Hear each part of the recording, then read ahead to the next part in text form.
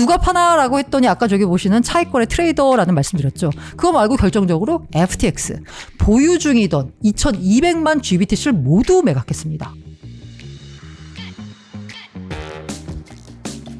알고라닌 미국 비트코인 4만 달러 붕괴. 그레이스케일 놈들아! 네, 촬영 시각은 1월 23일 낮 12시 20분 경입니다. 자, 비트코인 가격 한번 보실까요? 네, 지금 4만 달러가 붕괴가 됐습니다. 제가 방송을 시작하면서는 4만 달러 살짝 회복이 됐었는데 지금 4만 달러에서 왔다 갔다 치열한 전투를 벌이고 있습니다. 비트코인이요. 제가 이거 지금 현지 시각으로 캡처를 뜬 거기 때문에요. 비트코인이 요때 나왔다라고 보시면 돼요. 비트코인이 상장되기 직전, 거래되기 직전에 4만 9천 달러에 육박할 정도로 올랐다가 정작 출시가 돼서 거래가 되고 나니까 떨어졌습니다. 떨어지고 뭔가 계속 지지부진 하다가 또 떨어지고 지지부진 하다가 네, 또 떨어지고 뭐 이런 상황이 이어지고 있습니다. 그래서 결국 4만 달러가 붕괴가 된 거고요. 자, 비트코인 ETF가 나왔잖아요. 다들 얘기하는 게 뭐예요? 네, 자금이 유입돼서 가격이 오른다였죠. 그런데 왜 떨어졌을까를 한번 살펴보겠습니다. 일단 한번 ETF가 되니까 ETF가 비트코인을 많이 살 것 같네? 맞아요. 비트코인은 ETF는 현재 268억 달러 상당의 비트코인 63만 8,900개를 보유하고 있습니다. 라고 했어요. 그러니까 ETF 자체가 보유한 비트코인은 상당히 많습니다. 자, 보시면 268억 달러에 해당을 하고요. 이게 19일 기준이긴 합니다. 그런데 왜 가격은 떨어질까? ETF가 보유한 비트코인이 이렇게 많은데 왜 가격은 떨어질까? 자, ETF 개별로 한번 볼게요. 블랙락 이미 출시된 지 얼마 되지도 않았는데 운용자산이 10억 달러 돌파했고요. 피델리티도 10억 달러를 돌파했습니다. ETF는 쑥쑥 커지고 있는 거죠.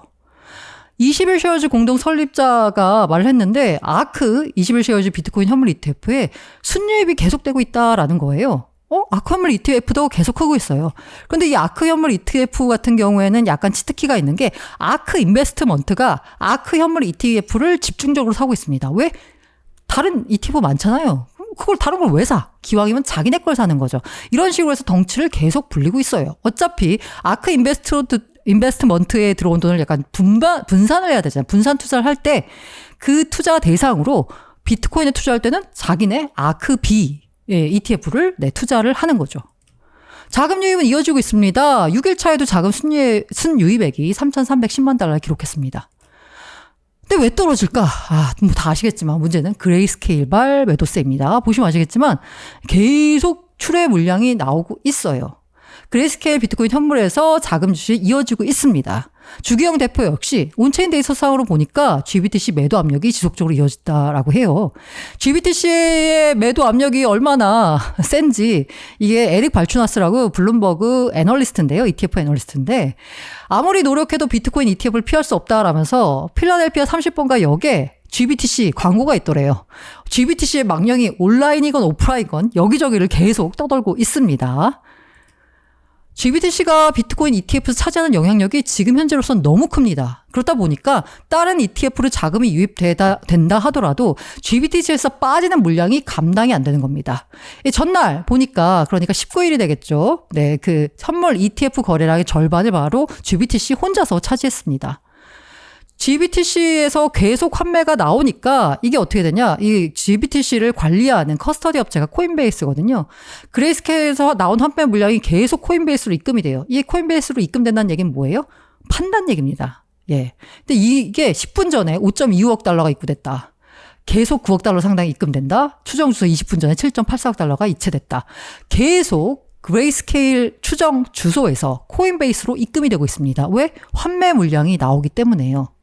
하도 팔아대니까 코인베이스 프리미엄은 마이너스로 전환됐습니다. 자, 코인베이스는 개인도 거래하고 있지만 기관이 거래하는 양이, 그러니까 기관이 만약에 비트코인을 거래한다라고 보면 대체로 코인베이스를 이용하거든요. 그러니까 코인베이스에서 나타난 비트코인 가격이 다른 평균적인 비트코인 가격보다 싸냐 비싸냐에 따라서 기관들의 비트코인 매수세가 강하냐 약하냐를 알 수 있습니다. 그런데 그걸 이제 코인베이스 프리미엄으로 표시를 했거든요. 마이너스가 됐다는 얘기는 기관들의 매수세가 약하다. 반대로 매도세가 강하다라고 볼 수 있는 거죠. 이게 다 왜? 그레이스케일발 환매 물량 때문입니다. GBTC에서 보니까요, 19일까지 이게 아직 되게 이게 누가 그런 표현을 쓰더라고요. 크립토에서 초 단위로 움직이는 트랜잭션을 보다가 주식시장에 오면 이틀 뒤 T+2일로 해서 뭐가 계산이 되거든요. GBTC 물량이 어떻게 유출입이 됐었는지를 알 수 있는 통계가 다음날 나와요. 그러다 보니까 좀 답답하실 것 같습니다. 어쨌든 19일 기준으로 보니까 ETF 승인 이후에 GBTC 보유한 GBTC 보유 비트코인이 52,227개가 줄었다라고 합니다. 현재도 56.7만 개를 보유하고 있어요. 계속 감소를 했습니다. 그리고 블랙락이 보유한 거는 33,000개 정도, 피델리티는 24,000개, 비트와이즈는 10,000개 정도로 이제 나타났습니다. GBTC에서 계속 비트코인이 줄고 있는 겁니다. 그러면 우리가 흔히 생각하기에 GBTC에서 나온 돈이 수수료가 싼 다른 ETF로 옮겨간 거 아니야? 야, 그러면 어차피 판 물량과 산 물량이 똔똔 치니까 가격은 그냥 유지가 돼야 되는데 오르진 못해도 최소한 현상 수준 유지하는데 왜 떨어질까라고 봤더니 이게 보면 GBTC 유출액의 극히 적은 부분만 다른 ETF로 유입될 가능성이 크다. 처음에는 GBTC에서 나온 돈이 상당수가 다른 ETF로 갈 거라고 봤어요. 근데 실제로 까보니까 그게 아니라 GBTC에 나온 돈의 일부만 다른 ETF로 갔고 대부분의 유출은 FTX나 차익거래 트레이더들로 인한 것이다 라고 했어요. 이게 무슨 얘기냐? 여기 보시면요. 차익거래 트레이더들로 인한 것이다. FTX는 일단 FTX가 들고 있었던 GBTC 물량을 이게 이제 빚잔치를 해야 되잖아요. 그러다 보니까 이제 현금화했다라고 볼 수 있는 거고요. 이건 뭐 금방 이해가 되시죠? 차익거래 트레이더들은 뭐냐? GBTC가 지난해에는 할인 거래가 됐습니다. 뭐 한때 마이너스 30% 뭐 이렇게까지 됐어요. 그래서 지난해에 만약에 마이너스 30%의 GBTC를 산 사람은 그 GBTC 할인율이 마이너스 30에서 지금 제로가 됐잖아요. ETF 승인되면서. 그러니까 비트코인 가격이 변하지 않더라도 그냥 30%는 먹은 거예요. 그런데 여기에다 비트코인 가격도 올랐죠. 그러니까 이렇게 마이너스 프리미엄으로 거래될 때 GBTC를 샀던 사람들이 요걸 이제 파는 겁니다. 이 물량이 상당하다는 거죠. 왜? 당시에는 마이너스인데 지금은 제로로 왔고요. 사실 이게 ETF로 저한된 마당에 과거 한때 뭐 플러스 20%처럼 프리미엄이 붙어서 거래될 일은 없거든요. GBTC에서. 왜냐하면 ETF 자체가 기초사단 가격을 정확히 따라가야 되는 추적 오차가 제로여야지 좋은 상품이기 때문에 그렇기 때문에 플러스 프리미엄이 뭐 나올 일은 없고 일단 0%까지 왔으니까 그간에 그 마이너스 프리미엄 났던 걸 먹으려는 차익 실현 물량들이 있다라는 거죠. 여기서 보시면 몇 퍼센트가 유입됐는지에 대해서 아까 처음에는 되게 많을 것 같았는데 에릭 발츠너스 경우에는 다시 생각해보니까 한 10%밖에 안 되는 것 같아. 실제 물량 움직임을 보니까. 그리고 또 다시 생각해보니까 그나마 퇴직계사에서는 35% 정도 옮겨가는 것 같다. GBTC에서 다른 상품으로 라고 합니다. 그러니까 생각했던 것보다 GBTC에서 빠져나온 물량이 다른 ETF로 들어가지 않는다라는 거예요. 그래서 누가 파나라고 했더니 아까 저기 보시는 차익거래 트레이더라는 말씀드렸죠. 그거 말고 결정적으로 FTX 보유 중이던 2,200만 GBTC를 모두 매각했습니다. 와 어마어마합니다. 네.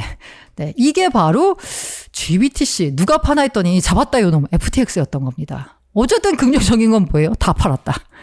자, 그리고 이게 뭐 관련돼가지고 알라메다 리서치가요, 그레이스케일을 상대로 소송을 했습니다. 야, GBTC랑 그 이더리움 신탁, 이거 환매해줘. 이게 원래는 이게 환매가 안 된다라고 그 계약서상 나와 있거든요. 근데 야, 이거 말도 안 돼, 환매해줘라고 이제 소송을 제기를 했어요. 근데 사실 이게 소송에서 이길지 질지는 모르겠는데, 알라메다 리서치 입장에서 어쨌든 자산 회수에 최선을 다했다라는 걸 증명을 해야 되기 때문에 제가 보기엔 소송을 한 것 같고요. 근데 이 마당에 GBTC가 아예 그냥 ETF를 전환했으니까 굳이 환매 요구를 할 필요가 없죠. 그냥 ETF 바뀌었으니까 가서 팔면 되는 겁니다. 그래서 2,200만 GBTC를 모두 매각을 했고요. 이더리움 그 신탁에 대해서는 이 소송도 같이 취하를 시켜버렸습니다. 왜냐하면 실제로 소송을 제기할 때 이기려고 했다라고 하기보다는 이거 우리가 자산 회수에 최선을 다했습니다 라는 노력을 보여주기 위해서 소송을 얘기한 거기 때문에 더 이상 실효성이 없습니다. 이미 더 큰 물량을 차지하고 있던 GBTC는 다 팔아치웠으니까요. 이런 일이 벌어지고 있었던 겁니다. 그래서 남은 게 아직도 56만 개 정도 됩니다. 매도 압력이 얼마나 이어질지 걱정인데 암호화폐 인플루언서 애쉬 크립토 같은 경우에는 몇 주간 이어질 것 같다라고 했습니다.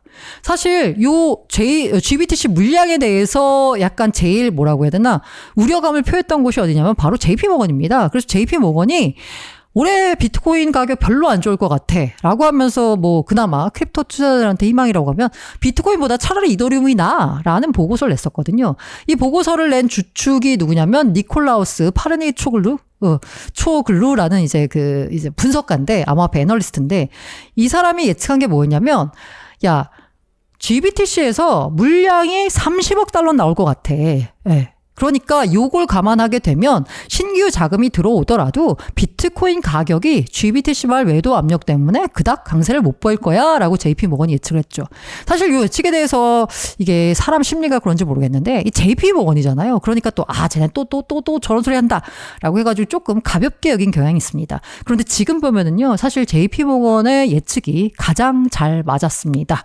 GBTC 물량이 상당히 많이 나왔고요. 그 물량을 다른 ETF가 다 받아내질 못했습니다. 자, 그래서 여기서 이제 30억 달러 받거든요. 지금 대충 한 15억 달러, 22억 달러 정도까지 나왔다라고 해요. 그럼 남은 물량이 얼마 안 된다.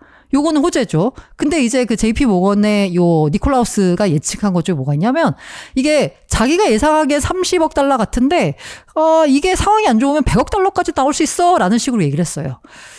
만약에 혹시라도 100억 달러가 나오면 정말 약간 걱정이 되긴 합니다. 어쨌든 지금 분위기로 봐서는요. 약간 자금 유출 속도가 지금 좀 줄어들고 있긴 해요. 그 크립토컨트 기고자, 이가 이제 분석을 해봤더니 이게 지금 속도대로 빠지면 약간 55일 뒤에 그러니까 한 4월 초에 완전히 GBTC 물량이 바닥이 된다.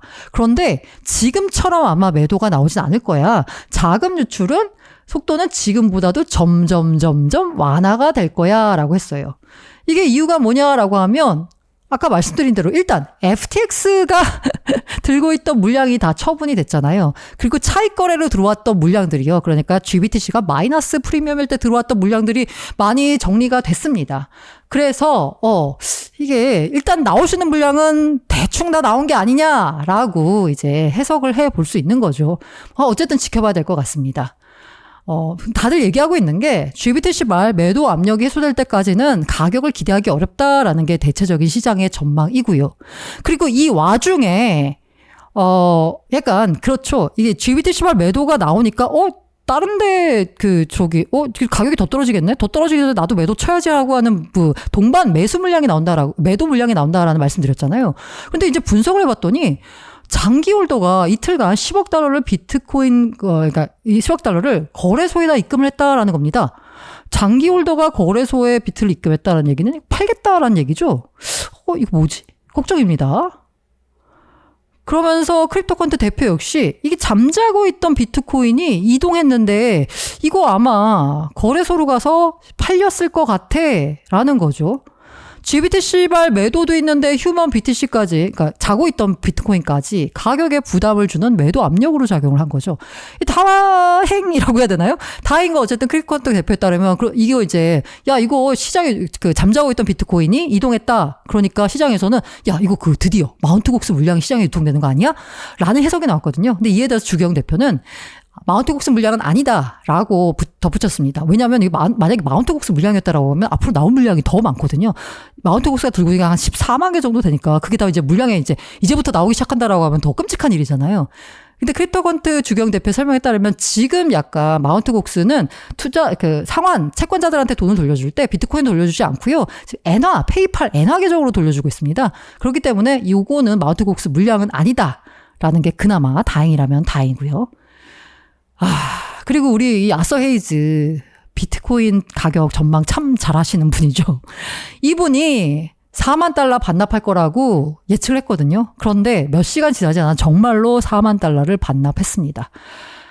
그러면서 이 양반이 1월 29일 만기가 도래하는 행사가 3만 5천 달러의 풋옵션을 매수했다는 겁니다. 이 얘기는 뭐예요? 29일까지 3만 5천 달러까지는 하락할 수 있다라고 본다라는 거죠. 아서 헤이즈가. 특히 아서 헤이즈 같은 경우에는요.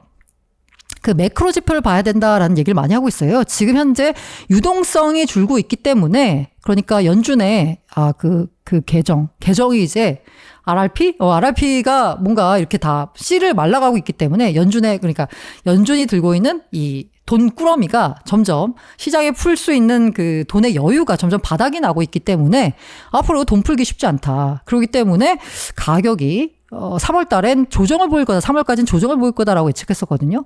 실제로 본인도 그렇게 예측하는 현재 트레이딩 전략을 선보이고 있고요. 다만 긍정적이라고 본 거는 아서에이즈가 아예 비트코인을 안 산다가 아니라 이렇게 떨어졌다가 다시 오를 거니까 나는 떨어질 때까지 기다렸다가 살 거다라는 식으로 얘기했기 때문에 어쨌든 단기로는 조정을 예상하고 있습니다. 지지선 예측에 의미가 있겠습니까? 많은 대략 이게 약간 전문가들이 약간 차트 분석을 하면 대충 비슷한 결론을 도출하는 경우가 많은데 제가 본 많은 전문가들의 전망이 대충 한 36,000에서 37,000달러가 지지선이다라는 얘기를 많이 하고 있어요. 아서에이즈 역시 35,000달러 풋옵션 매수한 걸 보니까 요 근처에서 지지선이 만약에 여기까지 떨어진다라고 하면 여기서 더 밀리진 않을 것 같다라고 볼 수도 있는 거죠. 더 밀리면 안 되는데. 네. 그럼 이제 끝일까? 여기서 하락하고 끝이냐? 아니죠. 다들 예상하는 건 단기 하락이지만 장기로 상승할 거다라는 건데 일단 플랜 B 같은 경우도 얘기했지만 비트코인 ETF 분명 호재 맞습니다. 다만 이게 비트코인 가격 상승으로 이어지기까지는 시간이 걸릴 뿐이다라는 거죠. 일단 GBTC발 물량이 다 해소가 돼야 되는 거고요. 그리고 이제 기관들 같은 경우에는 내부 규정상 새로 나온 상품을 바로 투자할 수 있진 않고 이 상품이 출시돼서 거래가 된 지 얼마가 지나야지만 투자할 수 있는 내부 규정 같은 것도 있기 때문에 조금 시간이 지나야 실제 ETF로 돈이 더 많이 들어올 수 있지 않을까라고 이제 전망을 했습니다. 그리고 물렸다고 우리 너무 상심하시는 분들 많을 텐데 상심하지 마시라는 말씀 드리고 싶은데요. 크게 보자면 블랙락도 물렸습니다. 블랙락을 물렸한 피달리티 등등 운용사들의 매수 평균가가 42,000달러입니다. 물론 운용사가 물렸다라기보다는 운용사에 투자하는 사람들이 물린 거죠. 그런데 운용사들도 자체 투자를 했을 수도 있고 아크 같은 경우에도 매수 평균가 42,000달러니까 우리 물렸다고 너무 상심하지 마시길 바라면서 우리에겐 뭐가 있습니까? 반감기가 있습니다. 반감기 4월이죠. 과거 반감기 국면에서 보니까 S&P 500 신고점 돌파를 뒤쫓았고요. 이번에도 그럴 것 같다라는 전망을 암호화폐 애널리스트가 하고 있고요. 그리고 이제 이른바 MVRV 이게 실현가치 대비 시장가치 지표를 보면 1.88이거든요. 이게 3 미만입니다. 3을 돌파해야지 강세장이라고 보는데 아직 강세장은 시작되지도 않았다라는 온체인 지표가 보이고 있고요. 갤럭시 디지털 CEO인 마이크 노보그라츠는 본인이 이 비트코인 ETF를 본인 회사가 출시했기 때문인지 모르겠지만 어쨌든 비트 강세를 전망하고 있습니다. 사람들이 GBTC를 다른 현물 ETF로 전환할 거라는 게 내 판단이고 개인적으로는 인베스트 비트코인을 가장 선호한다. 당연하죠. 지들 상품이니까. 어쨌든 6개월 내에는 오르지 않을까라고 전망하고 있고요. 어떤 애널리스트 같은 경우에는 5월 안에 최고가를 경신한다라고 보고 있습니다. 그리고 이제 매크로 관련돼 가지고요. 골드만삭스 역시 올해 연준이 4차례 금리를 내릴 거다라고 전망을 했습니다. 자, 4차례 금리를 내린다라는 얘기는 뭐냐면 골드만삭스가 보기에 올해 주식 등 위험 자산이 여전히 투자자들에게 수익을 가져다 줄 것이라고 본다라는 거죠. 비트코인은 지금 현재 위험 자산, 주식과 비슷한 유동성이 넘쳐야지 좋은 가격이 오르는 자산으로 분류가 되고 있기 때문에 역시나 연준의 금리 인하도 비트코인은 그닥 이제 부정적으로 작용하지 않는 팩터가 될 것 같습니다. 그래서 이 얘기가 하고 싶습니다. DWF 랩스 설립자, 이 마켓메이커 업체로 유명하죠. 약간 여러 가지 악명이 높은데 어쨌든 이 설립자의 말이 인상적이라서 갖고 왔습니다. 봄에도 눈은 내린다. 우리가 크립토 윈터 is coming 해가지고 윈터를 굉장히 올해 겪었죠. 윈터가 끝나나라는 생각이 들었고 최근에 윈터 끝났다라는 얘기까지 나왔는데 다시 비트코인 4만 달러가 무너지면서 크립토 윈터가 끝난 게 아닌가? 다시 왔나? 이러면 여러 가지 말들이 나오죠. 그런데 DWF 랩스의 설립자는 봄에도 눈은 내린다. 그러니까 지금이 크립토 윈터가 끝나고 크립토 스프링이 왔는지 모르겠습니다. 하지만 왜 우리도 꽃샘추위라는 게 있잖아요. 지금 본격적인 여름을 맞이한 크립토 썸머를 맞이하기 전에 약간 꽃샘추위가 와서 지금 여러분들의 지갑이 약간 얼어있는 건 아닌가라는 생각을 해보면서요. 길게 보면 매수 기회 있으니까 너무 하루하루의 등락에 일희일비하지 마시고 마음 편하게 투자하려고 하면 적립식으로 현물 하셔야 되잖아요. 빚내지 않고 내 돈으로 적립식으로 투자하셔서요. 길게 봐서 큰 수익을 얻으시길 바랍니다. 물론 항상 말씀드리죠. 모든 투자 판단과 그에 대한 투자 결과는 투자자 본인의 책임입니다. 감사합니다.